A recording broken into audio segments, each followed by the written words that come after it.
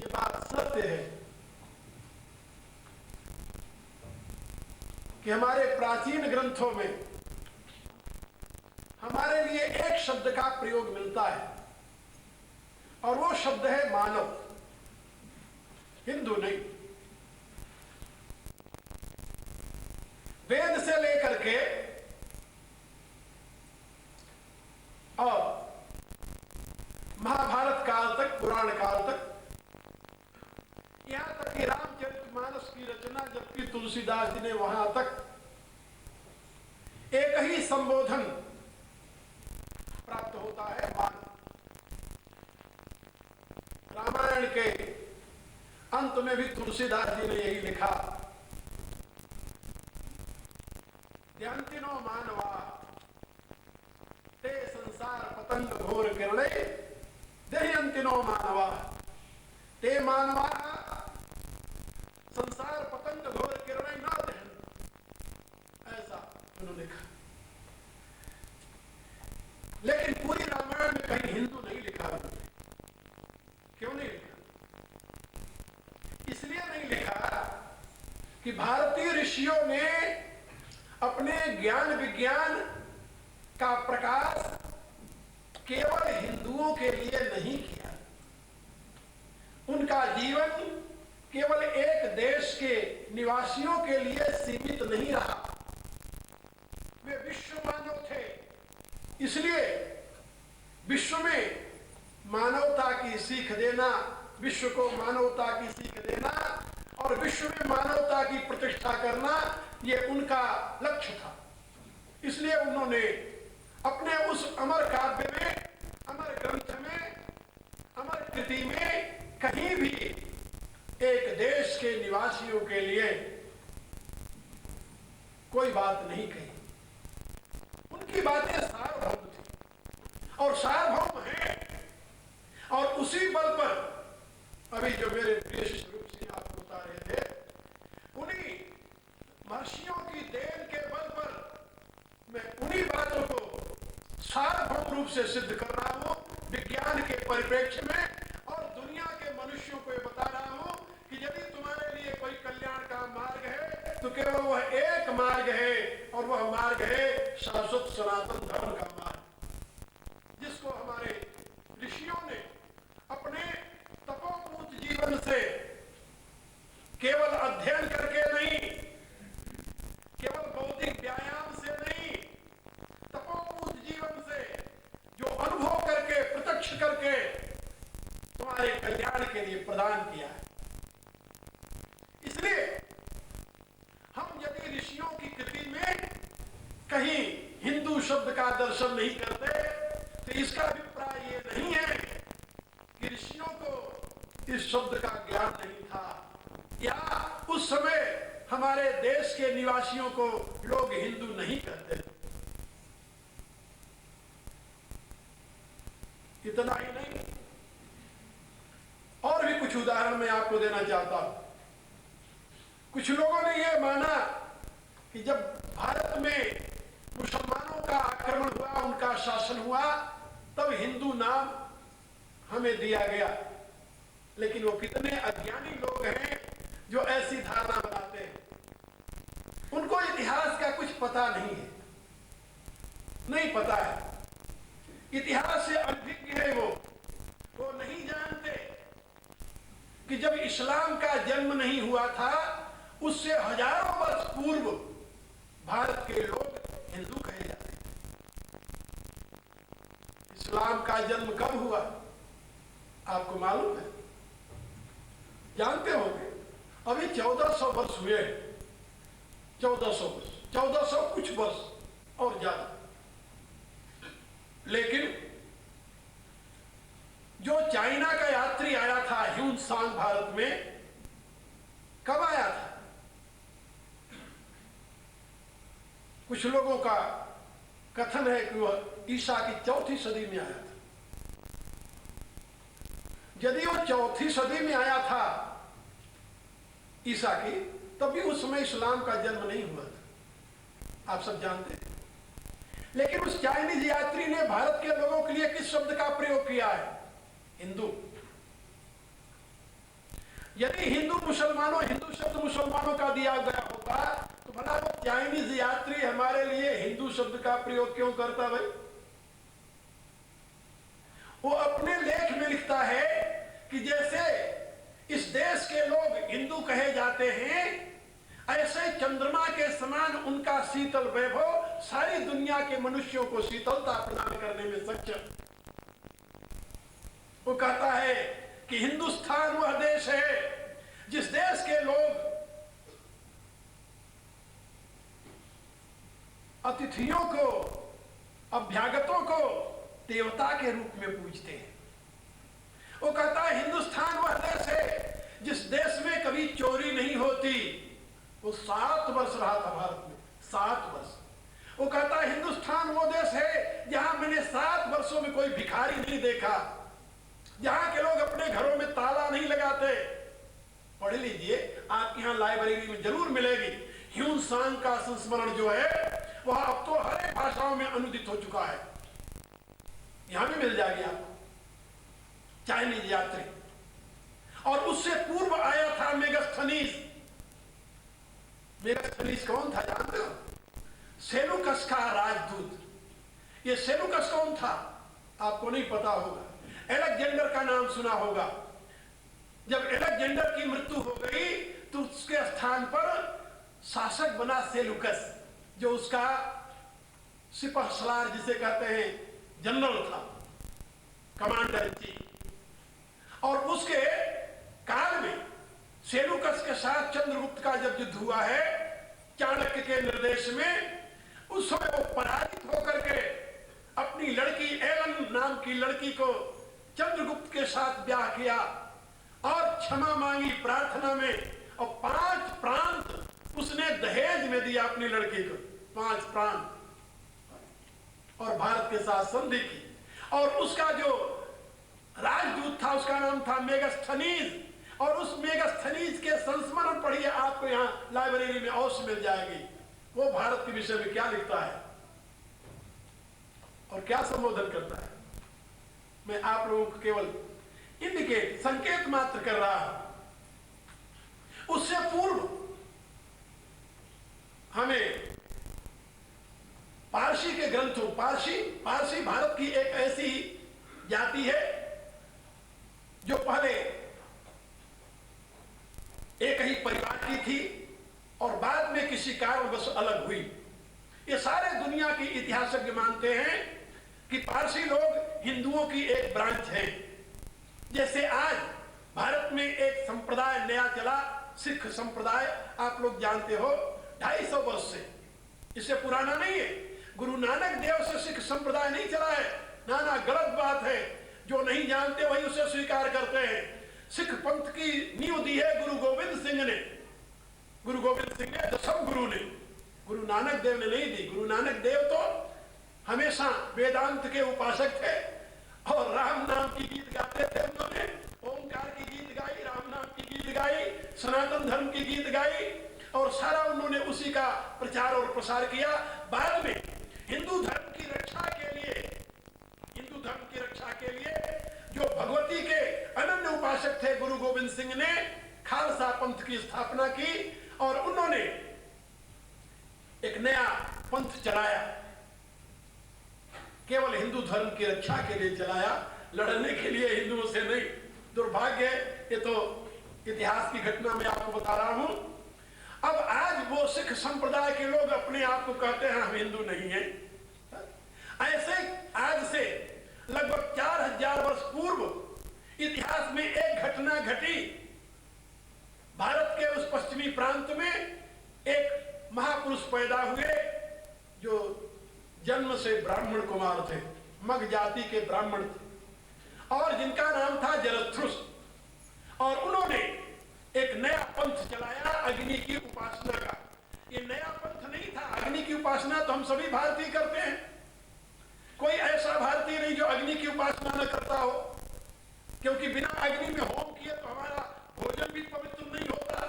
हमारे घरों में जब भोजन बनता है, गांव में जाकर देखिए तो माताएं सबसे पहले एक रोटी, उसके साथ थोड़ा सा गुड़ मिला करके और घी उसमें 1 चम्मच डाल करके चूरी बनाती हैं और उसको पहले अग्नि में डालती हैं, हवन करती है, तब खाने को देती है रोटी बच्चों को, उससे पहले नहीं देती। तो जिसमें अग्नि की उपासना भोजन से प्रारंभ होकर के मृत्यु तक लगी हुई है, आप जरा सोचिए।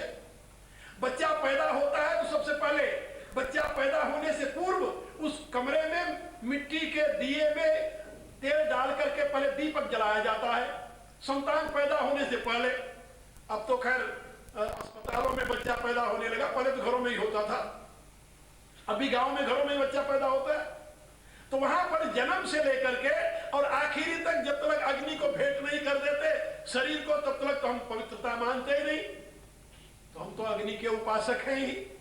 ऋग्वेद का पहला सूक्त, पहले सूक्त का पहला मंत्र, पहले मंत्र का पहला शब्द ही अग्नि है। और यदि कोई मेरे से पूछे कि हिंदू धर्म के सारे तत्व विज्ञान को आप एक शब्द में बता दीजिए, तो मैं कहूंगा अग्नि ही अग्नि। अग्नि शब्द की इतनी महत्ता है वेद में, और इतना रहस्यमय शब्द है। अग्नि शब्द से ही आपके जीवन का सारा संबंध जुड़ा हुआ है। हिंदू धर्म में कोई ऐसा धार्मिक कृत्य हो ही नहीं सकता जिसमें अग्नि की प्रतिष्ठा प्रथम न हो। इससे आप लोग ये समझ पाएंगे कि पारसी धर्म का संस्थापक जो अग्नि का उपासक था वो एक हिंदू था, उससे अलग नहीं था वो। लेकिन दुर्भाग्य से किसी कारण मतभेद हो गया, और मतभेद किसमें हुआ? दो प्रकार के उपासकों में, अग्नि के उपासक और इंद्र के उपासक। अग्नि बड़ा देवता है या इंद्र बड़ा देवता है, बस इन दोनों के मतभेद से वो अपने आप को अलग कर लिया कि अग्नि बड़ा देवता है। दूसरे लोग कहते थे इंद्र बड़ा देवता है, क्योंकि ऋग्वेद में इंद्र की स्तुति में हजारों मंत्र लिखे गए हैं और अग्नि की स्तुति में भी हजारों मंत्र लिखे गए हैं। तो अग्नि से संबंधित मंत्रों को उसने अलग करके अपना अलग ग्रंथ बना लिया और अलग रहने लगा। उसके लिए जब वहां संघर्ष हुआ तो एक अलग देश बना जिसको ईरान कहते हैं आजकल, प्राचीन काल में उसे पर्शिया कहते थे। मेरे कहने का अभिप्राय कि जैसे आज से 4000 वर्ष पूर्व अग्नि के उपासक हिंदुओं की एक ब्रांच अलग हो गई थी, उसी रूप से जैसे आज सिख अलग हो रहे हैं, अपने आप को अलग करते हैं, इसी रूप से समय समय पर अनेक संप्रदाय बनते गए, अपने आप को अलग मानते गए। जैसे बौद्धों ने अपने आप को अलग मान लिया, जैसे जैनियों ने अपने आप को अलग मान लिया। लेकिन इनके मूल में आप देखेंगे तो मूल में और कुछ नहीं है, वही वैदिक विज्ञान का स्रोत लगा हुआ है। और सबने वेद का जो जिष्ट है, वेद का जो एसेंस है, वेद का जो सार है, उस वेद के सार को सबने स्वीकार किया, उसको किसी ने छोड़ा नहीं। तो मैं आप लोगों को ये बता रहा था कि आप पारसी के ग्रंथों में पढ़िए, वहां आपको हिंदू शब्द से ही बड़े आदर के साथ, गौरव के साथ, वीरता के अर्थ में हिंदू शब्द का प्रयोग मिलेगा। पारसी ग्रंथों में धीरता के अर्थ में हिंदू शब्द का प्रयोग मिलेगा। ज्ञान विज्ञान से युक्त महान आदर्श के रूप में हिंदू शब्द का उसमें दर्शन आपको मिलेगा। और हमारे प्राचीन ग्रंथों में भी हिंदू शब्द के दर्शन होते हैं, ऐसी बात नहीं है। मैंने एक पुस्तक लिखी है हिंदू धर्म सूत्र, और अंग्रेजी में भी वो है the Hindu and it's way of life, आपको यहां मिल जाएगी। उस पुस्तक में मैंने पूरा इतिहास लिखा है हिंदू शब्द का, और इसमें सिद्ध किया है कि आज से 4000 वर्ष पूर्व भी हम भारतीयों को लोग हिंदू ही कहते रहे और आदर के साथ कहते हैं।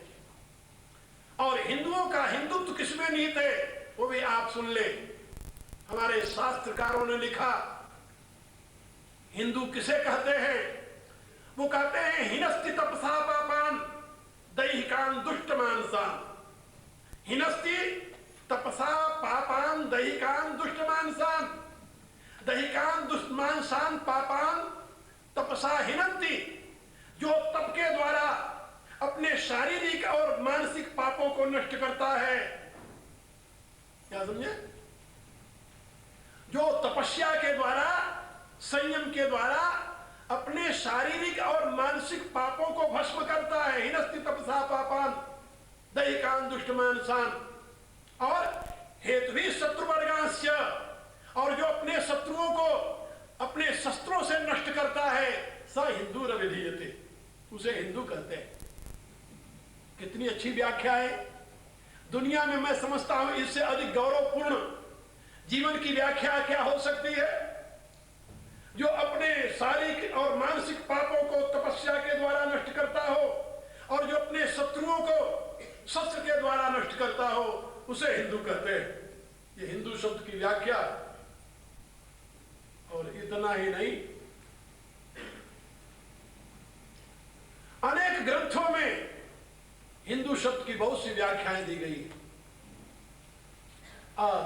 मैंने अपने हिंदू धर्म सूत्र में बात लिखी है कि हिसी हिंसायाम धातु है, जिससे ही शब्द लिया गया है, और दू कंपने धातु है व्याकरण की, जिससे दू शब्द लिया गया है, और हिंसया दूयते यस्य चित्तम स हिंदू, जिसका हृदय हिंसा से दूषित होता हो, कंपित होता हो, उसे हिंदू कहते हैं। और हीनम दुनोति स हिंदू, ये भी एक अर्थ होता है। जो हीनता को नष्ट करने में सक्षम हो, उसे हिंदू कहते हैं। और अनेकों विद्वानों ने इस हिंदू शब्द की व्याख्या की। मैं आपको एक और बात समझा दूं। कुछ लोगों ने यह भी कहा है कि सिंधु से हिंदू बन गया, सिंधु का सकार हकार में बदल गया। यह भी गलत धारणा है।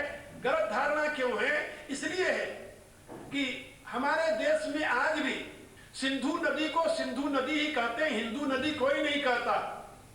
क्या समझे? सिंधु देश को सिंधु देश ही कहते हैं, हिंदू देश कोई नहीं कहता। सिंधी जाति को सिंधी जाति कहते हैं, हिंदी जाति कोई नहीं कहता।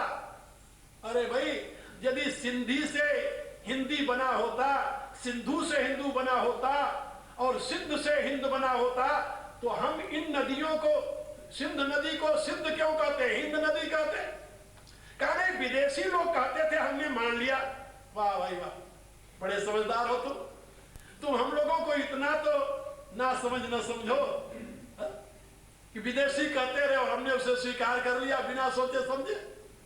तुम्हें मालूम होना चाहिए कि जिस समय भारत में मुसलमानों का शासन नहीं था, बल्कि एक मुसलमान आक्रांता भारत में आया और वहां से भारत के पश्चिमी इलाके को उसने उजाड़ करके चला गया, उजाड़ा और चला गया, लौट गया।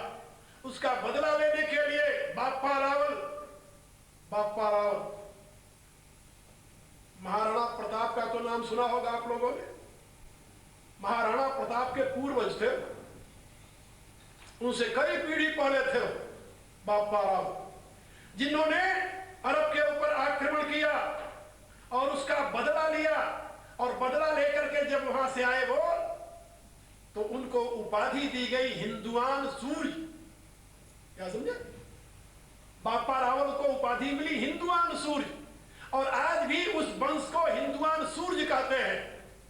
बाप्पा रावल के वंशजों का शासन आज भी हिंदू धर्म का एक प्रतीक बना हुआ है दुनिया में। दुनिया में जितने देश हैं, यदि कहीं दुनिया के देश में कोई हिंदू राष्ट्र है तो वो एक नेपाल है, और ये नेपाल के जितने राजा हुए हैं ये सब बाप्पा रावल के वंशज हैं। उदयपुर के महाराणा बाप्पा रावल के वंशज हैं, शिवाजी मराठा बाप्पा रावल के वंशज हैं, और कश्मीर के राजा जो थे हरि सिंह वो बाप्पा रावल, गुलाब सिंह आदि बाप्पा रावल के वंशज थे, जिनके अब करण सिंह जीवित हैं। ये सब बाप्पा रावल के वंशज हैं, जिन्होंने भारत के गौरव को हमेशा दुनिया के सामने प्रकाशित किया है। आज भी नेपाल का महाराणा जो है बाप्पा रावल का वंशज जीवित है। तो मैं आप लोगों को बता रहा था कि उन बाप्पा रावल को उपाधि मिली थी हिंदुआन सूर्य, यानी हिंदुओं के सूर्य माने जाते थे। इससे आप लोग समझ गए होंगे कि ये हिंदू शब्द हमें विदेशियों ने नहीं दिया। कहा तो फिर कहा ये हिंदू शब्द हमारे प्राकृत भाषा का है। अब ये और भी समझो आप लोग, प्राचीन ग्रंथों में इसका प्रयोग क्यों नहीं हुआ, उसका कारण बता रहा हूं। हमारे प्राचीन ग्रंथों में प्राकृत भाषा में कोई ग्रंथ नहीं लिखा गया। केवल भगवान बुद्ध ने जब बौद्ध धर्म का प्रचार शुरू किया, यानी अपने विचारों का प्रचार शुरू किया, बौद्ध धर्म तो बाद में नाम पड़ गया उसका, जब अपने विचारों का प्रचार प्रारंभ किया वेदांत के सिद्धांतों को लेकर के, तो उन्होंने प्राकृत भाषा को अपनाया। उससे पूर्व प्राकृत भाषा में कोई ग्रंथ लिखा नहीं जाता था और कोई विद्वान प्रचार भी नहीं करता था। विद्वानों की भाषा थी संस्कृत और आम लोगों की भाषा थी प्राकृत। इसलिए हिंदू शब्द प्राकृत भाषा में प्रयोग किया जाता था, बोलचाल की भाषा में प्रयोग किया जाता था। इसलिए वहां पर उसे शास्त्रकारों ने उसमें उल्लेख नहीं किया। दो कारण थे, एक तो ये प्राकृत भाषा का शब्द था और दूसरा हमारे महापुरुषों ने किसी एक जाति, एक देश, एक वर्ग के लिए कोई बात नहीं कही।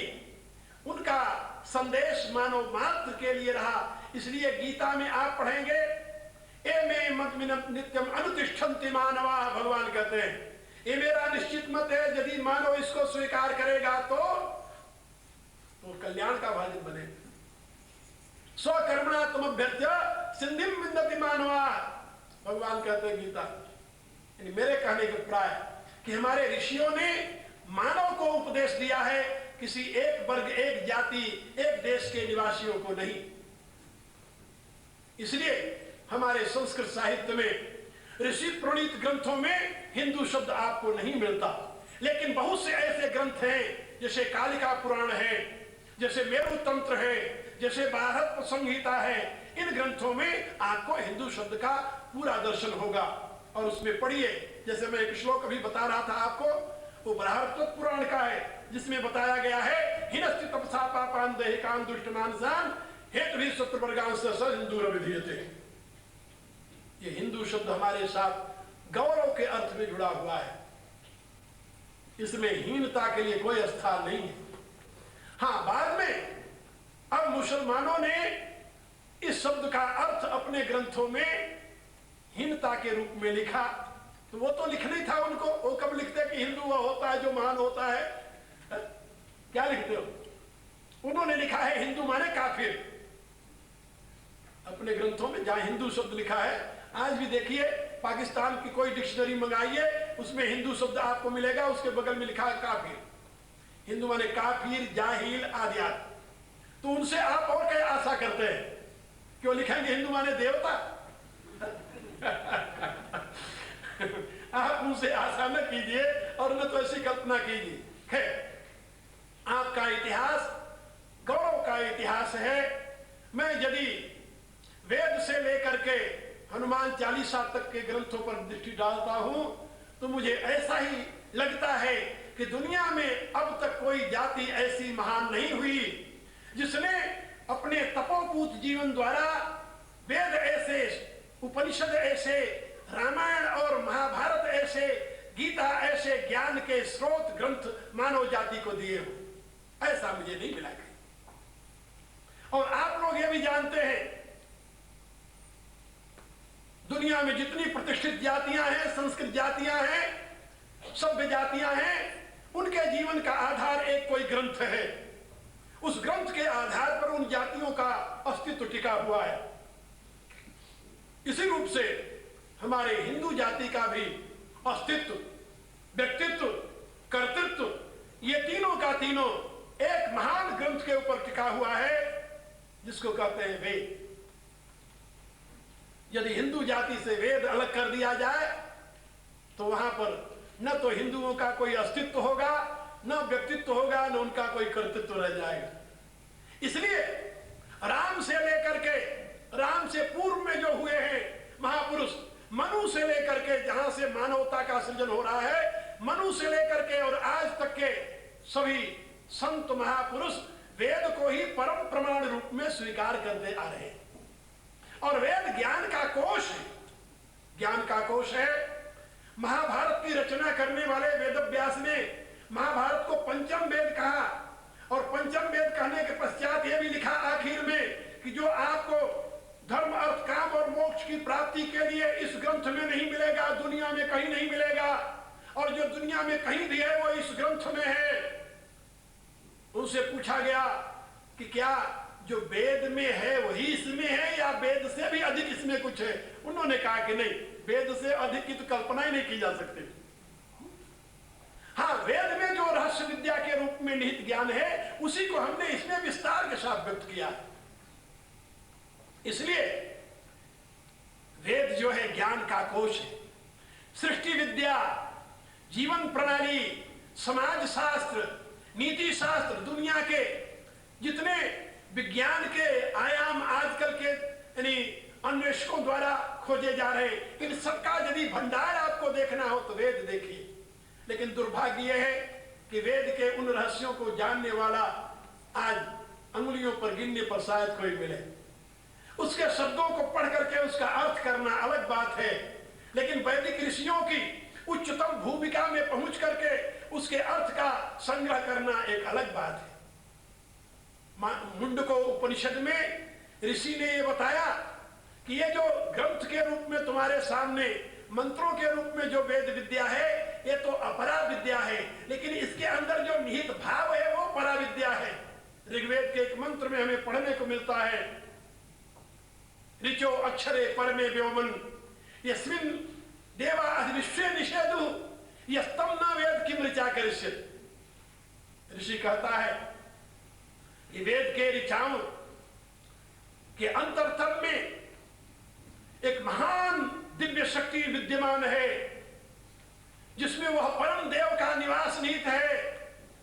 यदि कोई उस परम देव के निवास को नहीं जानता, उस परम देव को नहीं जानता, तो इन ऋचाओं का पाठ करके उसको क्या मिलेगा?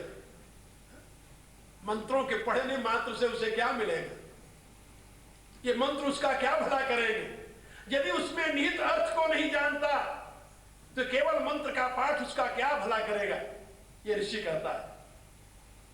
और यह भी कहता है ये तद्विदुः, जो उस परम सत्य को जान जाता है स इमे समास्ते, वह इसी में लीन हो जाता है, तदाकार हो जाता है, वह स्वयं ब्रह्म को जान करके ब्रह्म हो जाता है।